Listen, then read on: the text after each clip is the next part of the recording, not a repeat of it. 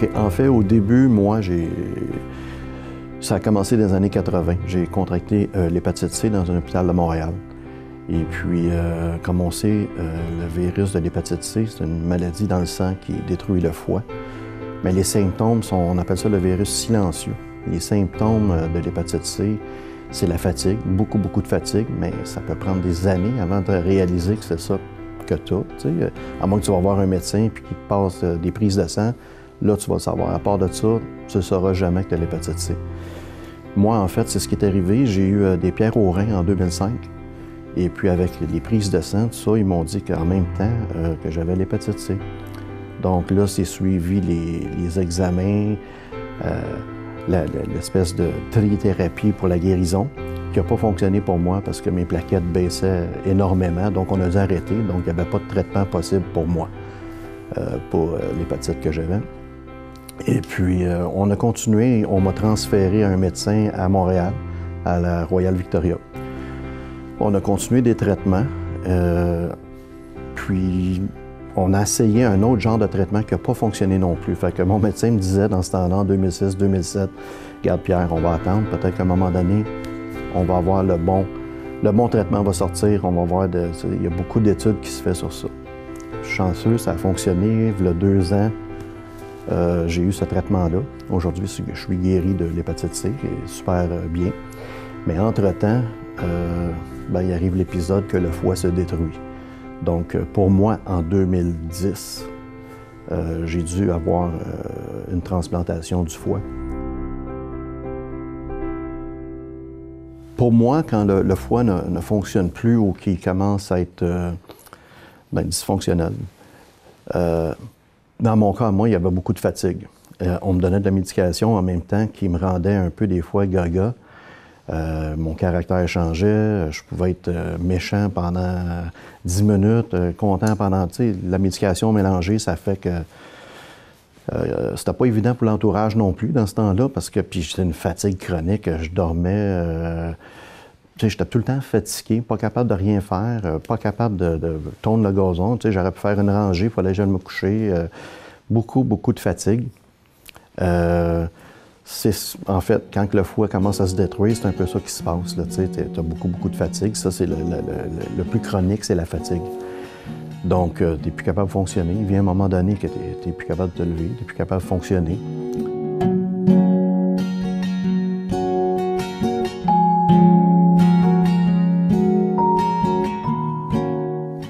J'ai eu ma transplantation du foie le 5 décembre 2010. Ça s'est passé à l'hôpital Royal Victoria. Écoutez, j'ai été 9 jours à l'hôpital. L'opération en telle, ça s'est bien passé. Mon foie, si je peux me permettre, mon foie, il vient de Winnipeg. Cette fois-là, je me souviens, on reçoit l'appel à 6 h le matin. Même, je pense qu'il était à 5 h 30. On reçoit un appel, « Monsieur Côté, on a un foie pour vous. » Fait que là, on se prépare, la valise, ça, on est tout énervé. Moi et ma femme, on s'en va à l'hôpital. Là, on attend, parce que là, le chirurgien vient me voir et il dit « Avec mon équipe, on s'en va chercher ton foie, on va revenir. Fait que plus tard, ça va aller à la fin de la soirée ou vers les minuit, on va faire la transplantation, si tout est beau. » Parce que ça ne veut pas dire que le foie, eux autres vont aller le vérifier. Si tout est beau, vers minuit, en heure, on va faire la transplantation. Fait que là, on attend toute la journée. Et lui, entre-temps, il me dit « Je m'en vais à Winnipeg chercher ton foie. » Fait que mon foie, il venait de Winnipeg. Fait que le médecin il est parti avec une équipe, ils sont descendus à Winnipeg, ils ont été chercher le foie, ils sont revenus. On a fait la transplantation cette nuit-là, qui a duré près de 10 heures. Et puis, le lendemain, on a eu comme... C'est sûr que je suis aux soins intensifs pour quelques jours, après ça, je vais à ma chambre. On a commencé à avoir des petits problèmes avec le foie. On disait, peut-être qu'avec la médication, ça va bien se passer, à la longue, ça va se replacer, mais... ça a bien été pour peut-être 6 mois, mais à partir du mois d'août, ça a dégringolé. Là. On a commencé à faire une batterie de tests. J'ai dû me rendre à l'hôpital. J'ai resté à l'hôpital assez longtemps. Puis, à partir de là, on a pris une décision. Ça faisait 1 mois que j'étais à l'hôpital avec beaucoup de tests. Puis, on savait qu'il n'y avait plus rien à faire. Là. Le foie, il ne reviendrait pas correct. Il y avait vraiment un rejet. Fait que j'ai dû être remis encore sur la liste d'attente. Et puis, au mois de décembre, presque jour pour jour, le 10 décembre 2011, j'ai reçu un nouveau foie, une deuxième fois. Et, puis, entre-temps, si je peux me permettre, j'ai eu 2 appels de l'hôpital qui disaient qu'il y avait un foie pour moi. On se rendait à l'hôpital, et puis non, la compatibilité n'était pas bonne. On devait retourner à la maison. C'était une autre déception. On retourne à la maison. La semaine suivante, ou peut-être 2 semaines plus tard, on me rappelle, on a un foie pour vous, M. Côté. Je me rends à l'hôpital encore une fois. Et puis, non, le foie, encore, c'était pas pour moi. Là, la compatibilité n'était pas bonne. Donc, on est retourné à la maison. Écoute, il y avait sûrement une raison pour faire que c'était pas là. On a attendu. Et là, j'étais rendu vraiment malade là, à la fin. Là, il était temps qu'on trouve un foie. Finalement, au mois de décembre, comme je vous ai dit, on a eu un foie du Québec. Et puis, le foie en tant que tel, depuis cette opération-là, qui était la même chose que l'autre, environ 10 heures d'opération, 10-11 heures d'opération. Puis ça s'est bien passé, le foie va très bien. C'est un jeune foie, j'avais besoin d'un jeune foie parce que c'était une deuxième transplantation. Il faut qu'il soit un petit peu plus petit, puis pour les adhérences, tout ça. Fait que je sais que c'est un jeune foie. Et puis, depuis ce temps-là, ça va bien. À l'hôpital, par contre, ça s'est bien passé pour la deuxième fois. Moi, j'étais un peu choyé parce que ma femme travaille dans le domaine de la santé. Elle avait la permission de rester avec moi 24 heures sur 24. Elle a resté avec moi les deux transplantations, 24 heures sur 24, 9 jours en ligne. Elle restait à l'hôpital avec moi. Fait que j'avais comme une infirmière quasiment personnelle parce que, écoute, j'avais besoin de quelque chose, que ce soit la nuit, le jour, tu sais, elle était tout le temps là pour moi. Ça, c'est un gros atout pour moi, là, tu sais, dans le fond, d'être dorloté comme ça quand même. Même si tu as du mal, bien, tu sais que tu as quelqu'un qui est là, ça l'aide, tu sais, ça l'aide à récupérer plus vite aussi, tu sais. Puis, étant donné que ma femme était dans le domaine, bien, ils ont permis que, regarde, vous pouvez rester, on sait que vous allez aider, vous n'allez pas nuire à nous autres, vous allez nous aider. Fait que, ils l'ont laissé. Ça m'a beaucoup aidé, tu sais. Puis le support de la famille, le support des amis, puis tout ça, ça l'aide beaucoup, c'est à récupérer.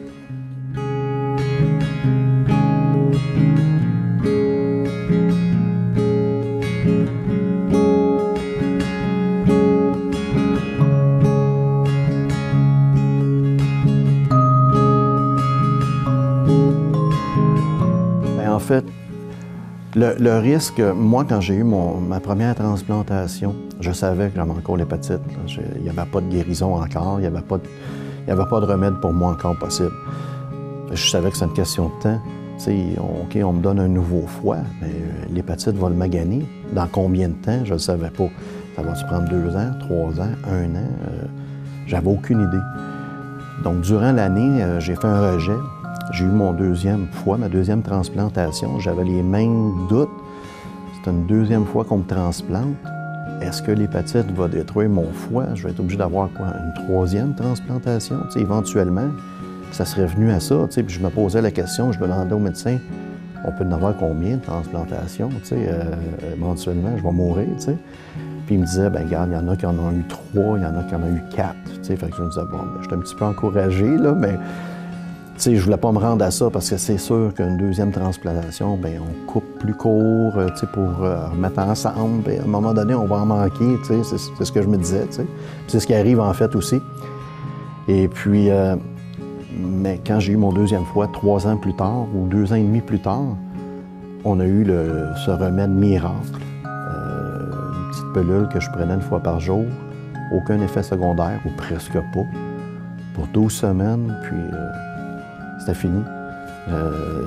J'ai fait d'autres tests récemment, ça. Il n'y a plus d'hépatite dans mon sang, tout est beau, tout est merveilleux. Nous autres, on est. Fait que là, je sais que le foie que j'ai, il va rester en santé, puis, tu sais, c'est ça qui est la bonne nouvelle de tout ça, là, tu sais.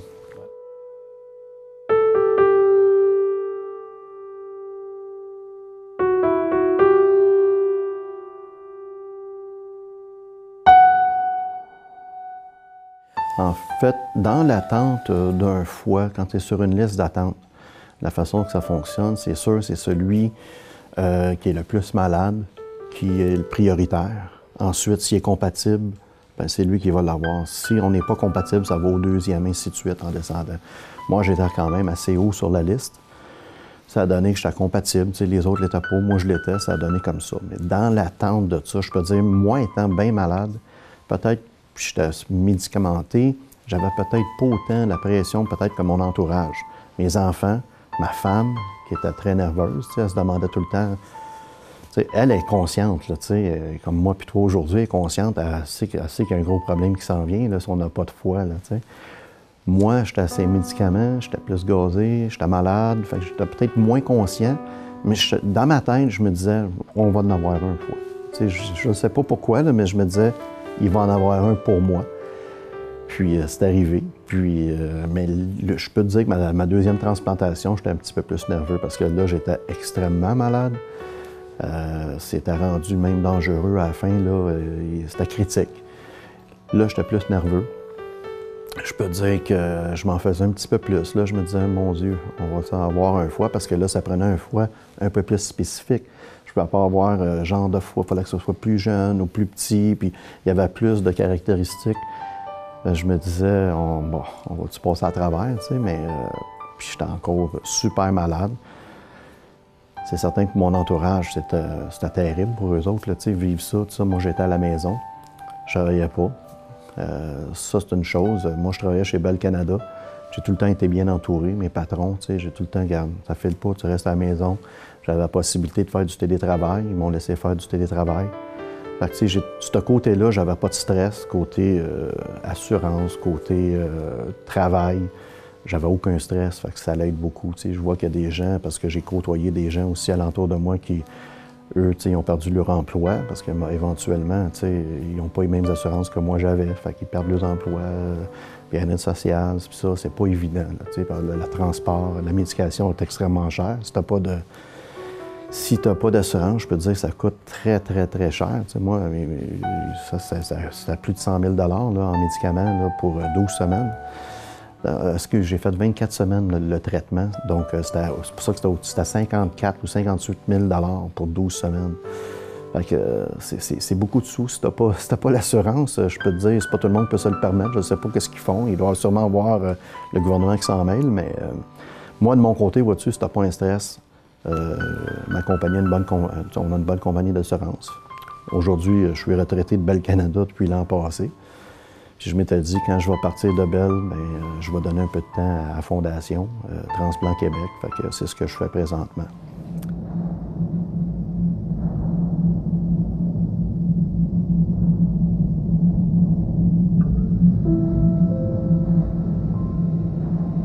Pour ce qui est de l'opération comme telle, mes craintes. Écoute, j'étais tellement malade que j'avais hâte de l'avoir, mais en fait, entre moi et toi, je peux te dire que j'étais nerveux. Tu t'en vas pour une opération assez majeure entre 10 et 12 heures. Puis tu te dis, ben ça va-tu bien se passer? T'sais? Si ça marche pas, tu vois ta famille, tu passes dans le corridor, c'est la civière, tu te dis, ben il y a tout le monde, puis là, tu te dis, ben je vais-tu revenir? Là, c'est une transplantation quand même, c'est majeur, là, puis c'est une grosse opération. J'étais nerveux. J'étais même très nerveux, mais j'avais 100% confiance en mes médecins. Ça, c'est une affaire, là. Mon médecin, Dr. Chervenkov, c'est un bon monsieur, une bonne personne. Moi, j'en reviens pas. Tu sais, je le vois à 6 heures le matin, je le vois à 1 heure le matin. On dirait qu'il vit dans l'hôpital, ce monsieur-là. Il est dédié à... C'est incroyable. Ces gens-là, là, sont vraiment dédiés à leurs patients puis à leur métier. Tu sais, Donc, moi, j'avais 100% confiance en mes médecins. Fait que ça l'aide. Tu sais, quand tu pars puis tu te dis, moi, j'ai confiance à mon médecin, ça va bien se passer.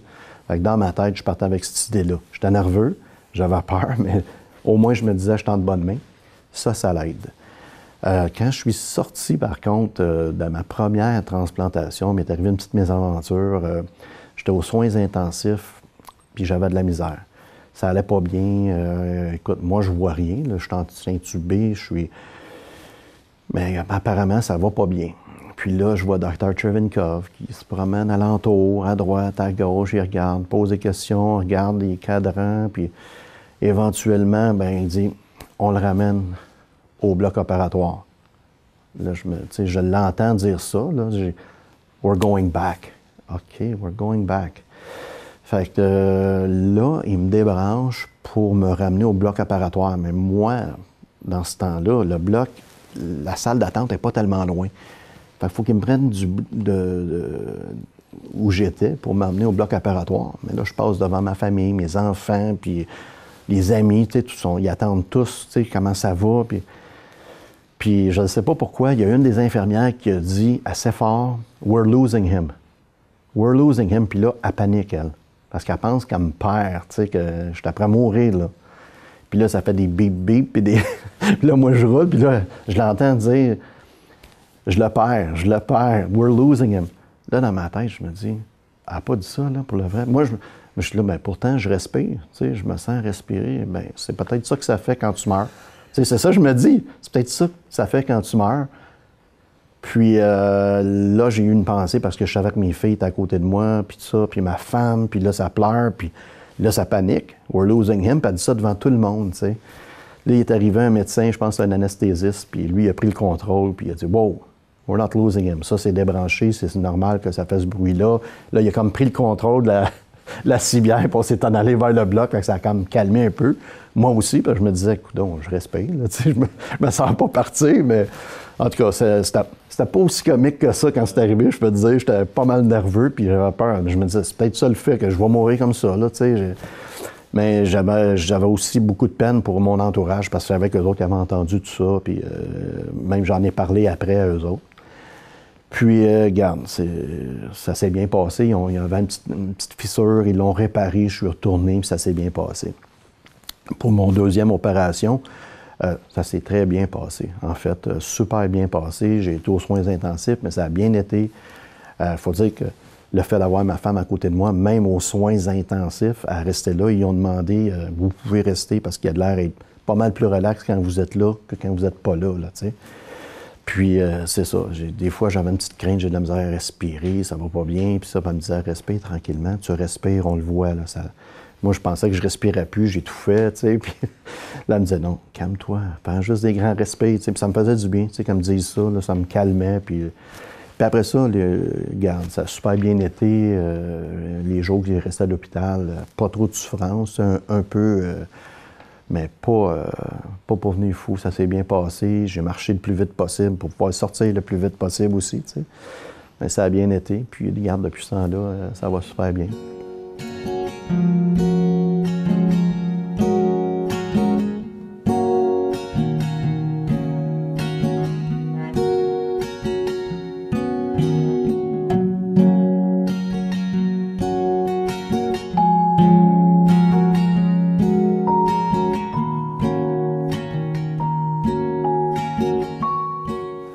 Pour ce qui est des après-opérations, quand je reviens à la maison, ça se passe assez bien, tu sais, je récupère assez bien, ça se passe bien, je prends mes marches, puis je récupère bien.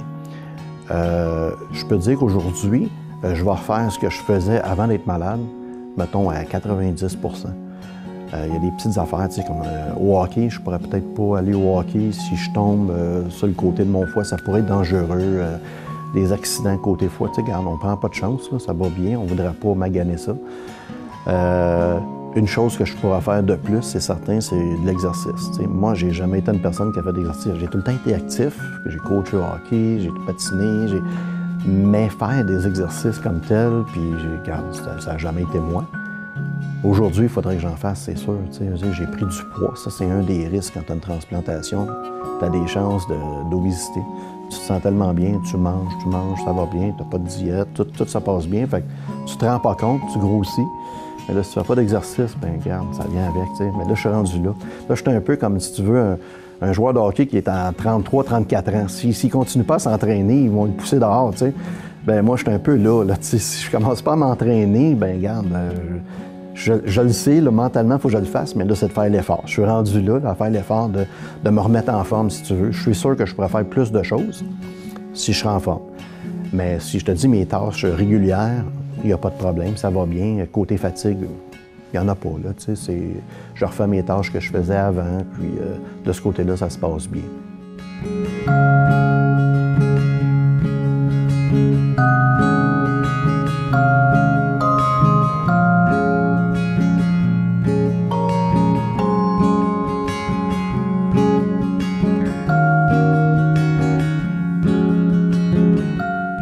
En fait, La décision que j'ai prise d'être bénévole pour Transplant Québec, ça remonte à loin. Ça remonte...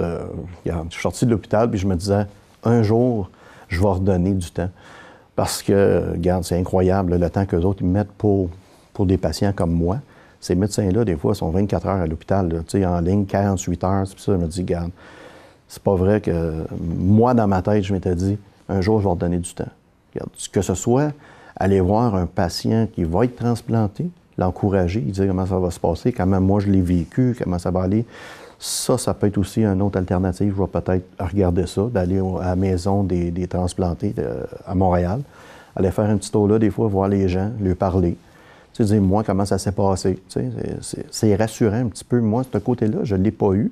C'est un peu l'inconnu. C'est sûr, le médecin t'en parle un petit peu, comment ça va se passer. Mais tu as quand même une crainte. J'aimais ça voir d'autres gens qui ont été transplantés. Comme quand j'allais pour mon retour voir mon médecin, mettons 2-3 semaines plus tard, il fallait que j'aille voir mon médecin. Bien là, on est peut-être 7-8 transplantés dans la salle, bien on se parle, tu sais. Puis là, j'en ai un, maintenant, moi, ça fait 2 ans, moi, ça fait 1 an, bien là, j'étais content. Tu sais, regarde, ça va bien, Colin, ça fait 1 an, puis ça. C'est encourageant, puis je le sais que c'est encourageant. Fait que ça, c'est peut-être quelque chose que je vais faire aussi. Puis je m'étais dit, c'est certain que je vais redonner du temps. Puis c'est sûr, je travaillais chez Bell. J'ai dit, quand je vais quitter Bell, je savais que je quittais à 55 ans. J'ai dit, l'année prochaine, je quitte Bell. Je fais 6 mois pour moi. Puis après ça, je m'implique, que ce soit dans un hôpital ou whatever. Puis ça m'est venu le don d'organes, Transplant Québec. Je dis, tiens, ça me tente.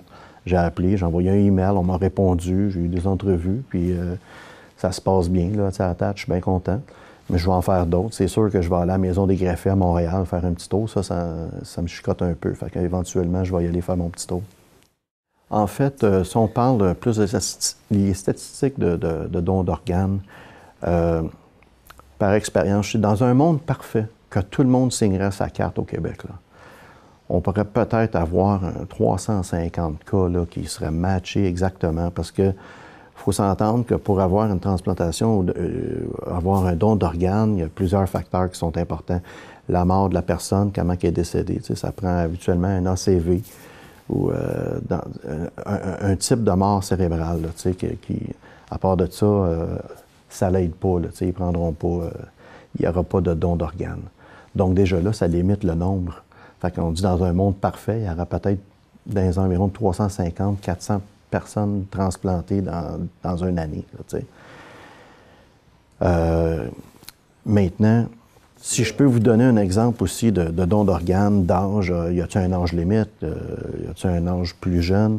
En fait, l'âge limite, il n'y en a pas. Moi, j'ai un exemple d'une jeune fille qui est avec nous à Transplant Québec comme bénévole. Elle, à l'âge de 19-20 ans, elle avait fini son école. Et puis, elle allait faire un petit voyage à Toronto, elle se promenait, puis elle a eu un malaise. Elle s'est évanouie dans un parc à Toronto, seule. Ils l'ont emmenée à l'hôpital à Toronto. Et puis, pour se rendre compte que son foie, il était chronique, elle avait 48 heures pour remplacer son foie ou elle mourrait. Et puis, ils ont transplanté le foie d'une madame de 85 ans. Aujourd'hui, cette jeune fille-là, ça fait 18 ans, donc son foie, il a 105 ans. Elle court des marathons, elle a eu 3 enfants, elle est en parfaite santé, là, elle est top shape, là, tu sais. Fait que, tu sais, l'âge limite, il n'y en a pas, là, tu sais. À ce moment-là, elle avait besoin d'un foie, c'était la personne désignée qui est décédée. On le prend. Regarde, ça n'aurait pas fonctionné, il aurait peut-être pu la retransplanter peut-être dans 2-3 ans, mais ça va super bien pour elle, tu sais, c'est merveilleux. Puis pour les jeunes, je ne suis pas certain, mais je pense qu'il y a quelque chose comme des mois là, qui peuvent transplanter un petit bébé. Puis, fait que il n'y a pas vraiment d'âge. La limite d'âge, il n'y en a pas là, du côté de transplantation. En fait, si on parle directement du don d'organes, qui est la semaine du don d'organes cette semaine, l'importance de signer, bien, regarde, j'en suis la preuve vivante, là, regarde, ça sauve des vies. Aujourd'hui, ce que j'ai aujourd'hui, ce que j'aurais pas eu dans le temps si je serais décédé. Aujourd'hui, j'ai 6 petits-enfants que j'aurais pas vus si j'aurais pas eu cette transplantation-là. Fait que c'est merveilleux. Tu sais, ma femme puis moi, on est retraités. Il y a des choses qu'on peut profiter aujourd'hui de la vie. C'est incroyable, tu sais, grâce à ce don-là. Tu sais. Fait que c'est important de signer la carte de don en arrière de votre carte de soleil.